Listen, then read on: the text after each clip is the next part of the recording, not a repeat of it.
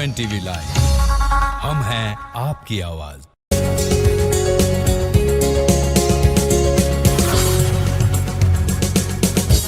नमस्कार, UNTV live के उत्तराखंड एक नजर कार्यक्रम में आप सभी का स्वागत है। मैं हूं प्रगति पचोली। चलिए खबरों का सिलसिला शुरू करते हैं और जानते हैं कि आज उत्तराखंड में क्या कुछ खास रहा। खबरों में सबसे पहले बात कर लेते हैं प्रदेश के ग्रामीण क्षेत्रों में मंत्रियों और अधिकारियों द्वारा लगाए जाने वाले उस चौपाल की, जिसे जन समस्याओं के समाधान के लिए मुख्यमंत्री पुष्कर सिंह धामी लगाने के निर्देश पहले ही दे चुके हैं, लेकिन उस पर अभी तक कोई खास अमल होता नहीं दिख रहा है। ऐसे में अब मुख्यमंत्री पुष्कर सिंह धामी ने एक बार फिर से अधिकारियों और मंत्रियों को गांव में जाकर चौपाल लगाने के निर्देश दिए हैं, जिससे ग्रामीणों की समस्या का त्वरित समाधान हो सके और विकास की योजनाएं गांव-गांव तक कम समय में पहुंच सके। मुख्यमंत्री पुष्कर सिंह धामी ने कहा कि उनके द्वारा पार्टी संगठन से भी इस विषय पर चर्चा की गई है, जिसमें सांसदों से भी इस पहल में भागीदारी करने के लिए कहा गया है।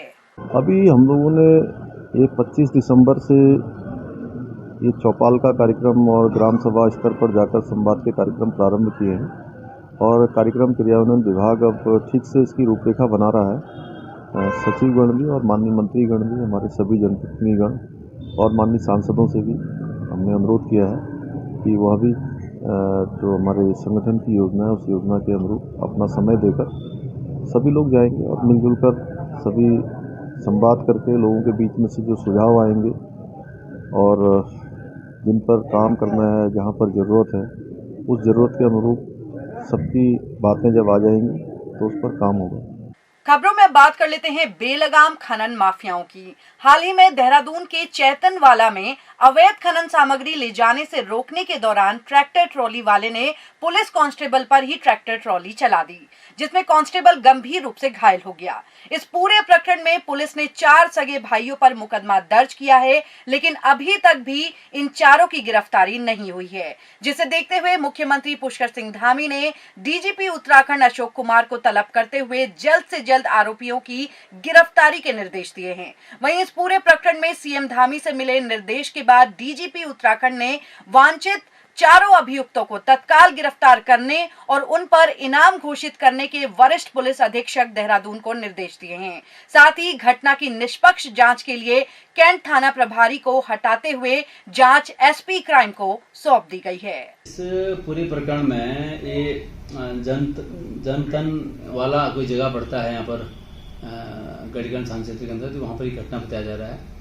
और ये जो हमारा जो कांस्टेबल चालक है मनोज राणा, ये गया था सूचना मिलने पर, जो मेरे को बताया गया है, और वहाँ जाकर के और जब उसने रोका तो रोकने पर वहाँ पर जो भी बात हुई होगी उस पर जो है उसने ट्रैक्टर के पिछले टायर के चपेटे में आने के कारण इसका घटना होना बताया जा रहा है। वो चोटिल है, एनर्जी में इसका इलाज चल रहा है और उस पूरे प्रकरण में हमने सुसंगत धाराओं के अंदर 360 और 300 IPC 307 के तहत और उसमें अन्य सुसंगत धाराएं हैं, वो हमने मामला पंजीकृत कर लिया है और उसमें इसकी विवेचना चल रही। बहुत जल्दी कल सुबह तक, हम शाम तक या कल सुबह तक इनकी अरेस्ट कर लेंगे।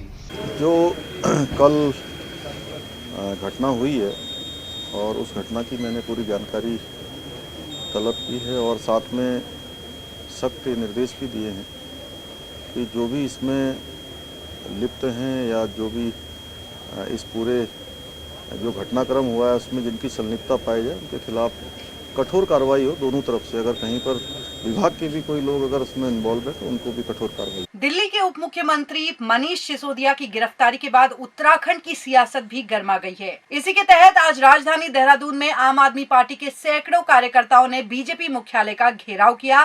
पार्टी के वरिष्ठ नेता डॉक्टर आरपी रतूड़ी के नेतृत्व में ये विरोध प्रदर्शन किया गया।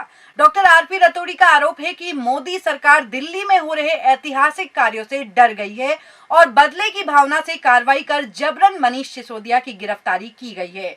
वहीं बीजेपी प्रदेश प्रवक्ता वीरेंद्र बिष्ट ने आम आदमी पार्टी के इन सभी आरोपों का खंडन करते हुए कहा कि भ्रष्टाचार करने वाले जेल में जाएंगे, सरकार कोई बदले की भावना से कार्रवाई नहीं कर रही है। नरेंद्र मोदी जी भयभीत हैं दिल्ली की व्यवस्था से, दिल्ली की अच्छी शिक्षा व्यवस्था से, भयभीत इतने कि उनको आने वाले चुनाव में लग रहा है कि अब केवल केजरीवाल मुकाबला करने वाले हैं।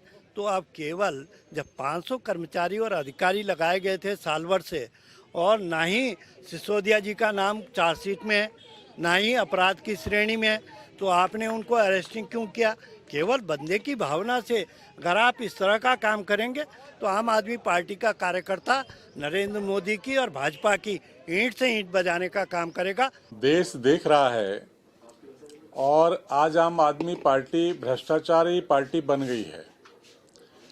पंजाब में उनकी सरकार, दिल्ली में उनकी सरकार, उनके मंत्री, उनके विधायक जेल जा रहे हैं, रिश्वत ले रहे हैं, भ्रष्टाचार कर रहे हैं, कमीशन खा रहे हैं, तो जेल तो वही जाएंगे। जो भ्रष्टाचार करेगा वो जेल जाएगा। अब बात कर लेते हैं उत्तराखंड विधानसभा से बर्खास्त 228 कर्मचारियों की, जिनका धरना आज 71वें दिन भी जारी रहा।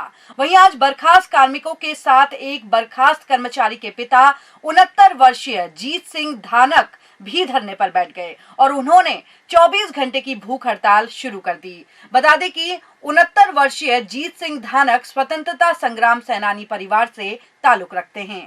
प्रदेश में विधानसभा से बर्खास्त कर्मचारियों का मुद्दा लगातार गर्माता जा रहा है। इन बर्खास्त कर्मचारियों के पक्ष में बीजेपी के ही वरिष्ठ नेता और पूर्व कानून मंत्री सुब्रमण्यम स्वामी आ गए हैं। उन्होंने खुलकर सरकार के इस फैसले की आलोचना की है। साथ ही सीएम पुष्कर सिंह धामी से बर्खास्त 228 कर्मचारियों को पुनः नियुक्ति देने की मांग की है। ऐसा न करने पर स्वामी ने सरकार के इस फैसले को सुप्रीम कोर्ट में चुनौती देने की भी बात कही। ऐसे में अपनी ही पार्टी के वरिष्ठ नेता की ओर से उठाए गए सवालों के बाद प्रदेश की बीजेपी सरकार से लेकर संगठन तक बैकफुट पर है। बीजेपी का इस पूरे मामले में तर्क यह है कि सुब्रमण्यम स्वामी ने अधिवक्ता के तौर पर यह बात रखी है, बाकी अंतिम निर्णय विधानसभा से ही लिया जाएगा। सरकार की इसमें कोई भूमिका नहीं है। सुब्रमण्यम स्वामी जी विद्वान अभिवक्ता हैं, अधिवक्ता हैं और निश्चित रूप से पार्टी के नेता भी हैं, लेकिन वो जिस विषय पर वो कह रहे हैं उस विषय को उन्होंने एज ए अधिवक्ता ही उसको कहा है। अधिवक्ता का काम वो जानते हैं, वो कर भी रहे हैं, इसमें हमें कुछ नहीं कहना है। विधानसभा एक स्वतःशाही संस्था है, इंडिपेंडेंट बॉडी है, और उन्होंने जो निर्णय लिया है उस निर्णय को भी माननीय न्यायालय ने सही साबित किया है। तो ये सुब्रमण्यम स्वामी जी का विषय है कि वो कोर्ट में इस केस को ले जाना चाह रहे हैं दोबारा या कहाँ उसकी पैरवी करना चाह रहे हैं, इस विषय में उन्होंने ही जानकारी दे दी है। इसको पार्टी को कुछ नहीं कहना है। अब बात कर लेते हैं उत्तरकाशी की ग्लेशियर लेडी शांति ठाकुर की, जिन्होंने हिमालय क्षेत्र में आ रहे बड़े परिवर्तन पर एक बार फिर हिमालय नीति बनाने की मांग उठाई है। उन्होंने कहा कि हिमालय क्षेत्रों में मानवीय हलचल से लगातार ग्लेशियर को नुकसान पहुंच रहा है। हिमालय क्षेत्र में हो रहे अनियोजित निर्माण से पर्यावरण को भारी नुकसान हो रहा है, जिसका परिणाम है कि आज फरवरी माह खत्म होने को है, लेकिन कई क्षेत्रों में बर्फबारी नहीं हुई है। अभी आप देख रहे हैं दिसंबर पूरा चले गया था और जनवरी पूरी चली गई, फरवरी पूरी चली गई, लेकिन आज जो है ना पूरा हिमालय जो है ना बर्फहीन है। उसका कारण एक ही है, क्योंकि हिमालय को हमने जो है बिल्कुल कमाई का साधन बना दिया है। हिमालय को हम जो ये चाह रहे हैं कि कितना हम दोहन करें। तो ये आज आने वाले वक्त के लिए जो है ना आप लोग देखते हैं कि आज पीने का पानी मात्र 2% है पूरे विश्व में, ओनली 2% पीने का पानी। उसमें जो है ना कब तक जिएंगे इंसान? वो 2% कहाँ से आता है? ग्लेशियरों से आता है। और कुछ जो है ना बरसात में जो है हमारे स्रोत आते थे, लेकिन अब जो है बरसात भी आएगी तो बहा के ले जाएगी। और लेकिन जो बर्फ है, जो ग्लेशियर है, जो हमारे जो है ना बैंक हुआ करते थे, आज ग्लेशियर खत्म होते जा रहे हैं और पूरा हिमालय जो है खत्म हो गया।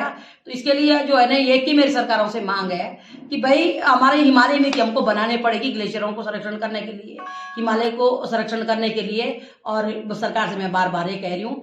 वहीं रंगों के पर्व होली के त्योहार की नजदीकियों को देखते हुए आज देहरादून रेलवे स्टेशन में जीआरपी पुलिस ने यात्रियों को जागरूक किया।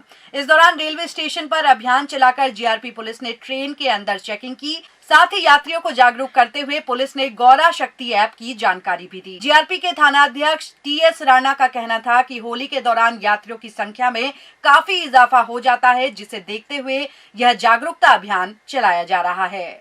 ये जब महिलाएं यूथ जो जिन्हें हम जागरूक करते हैं, शुरू में तो थोड़ा सा समझने में दिक्कत महसूस करती है, लेकिन जैसे ही हम उन्हें ये बताते हैं कि सबसे बड़ा फायदा इसमें ये होगा कि अगर आपने इसे रजिस्टर्ड कर लिया अपने मल्टीमीडिया फोन में और पैनिक बटन दबा दिया, तो हमें आप तक पहुंचने में कोई दिक्कत नहीं होगी। हमें ये पूछने की जरूरत नहीं होगी कि आप किस कोच में हैं। तो ये थी आज की उत्तराखंड की कुछ अहम खबरें जिनसे हमने आपको रूबरू कराया है। उत्तराखंड की अन्य खबरों को जानने के लिए आप हमें लाइक सब्सक्राइब करना ना भूलें। नमस्कार।